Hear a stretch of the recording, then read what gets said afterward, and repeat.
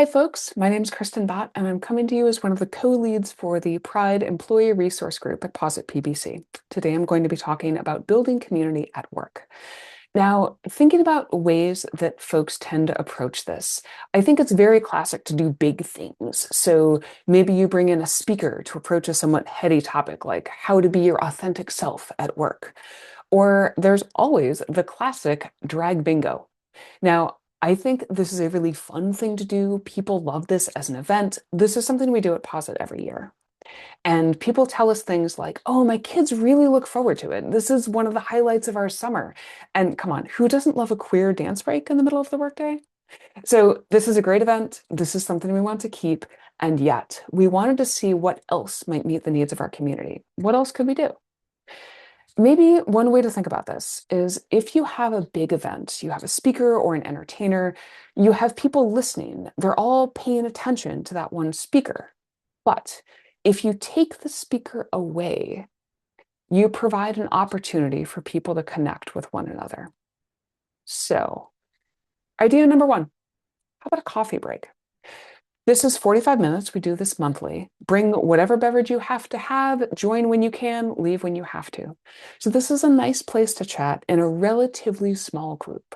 You can do things like meet people's pets or see their apartments. You can hear about their latest art project or talk about the weather. And sometimes this is also the right environment for more deep and involved conversations like, how are you really doing?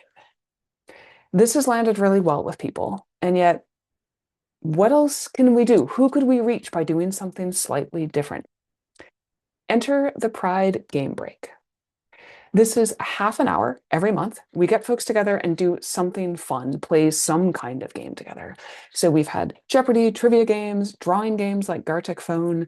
I think this works really well because it gives people a third thing, something to do together, something to connect through without the same dynamics as a direct full-on conversation.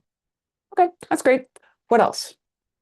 The newest addition to our lineup is something we're calling Queer Lightning Talks. So yes, you have the dynamic I described earlier of people all paying attention to the same person, but the presentations are short and the people speaking are our own. Topics are completely open-ended, work, non-work, whatever folks choose to speak about. Some recent talk topics include a deep dive on animal communication from someone with a PhD in neuroscience, a story complete with visuals about the challenging journey of knitting your first pair of socks, a run through of a previous iteration of this talk, and a 5-minute walkthrough of how to turn yourself from a human into a creature from another planet. And while these topics are all light and fun, sometimes things get a little more interesting. So one of our members is known for fantastic clubbing outfits, and so we asked him to put together some slides about that. And this turned into a really interesting discussion of costumes versus outfits and how what you wear intersects with your identity. So that's all well and fine and fun. But the question we're probably asking ourselves as data-based people is any of this working? So I asked our membership what they thought. And I received far more feedback than I could fit on this slide, but here are some key quotes for those messages. And I'll pause for a minute here so you have a chance to read.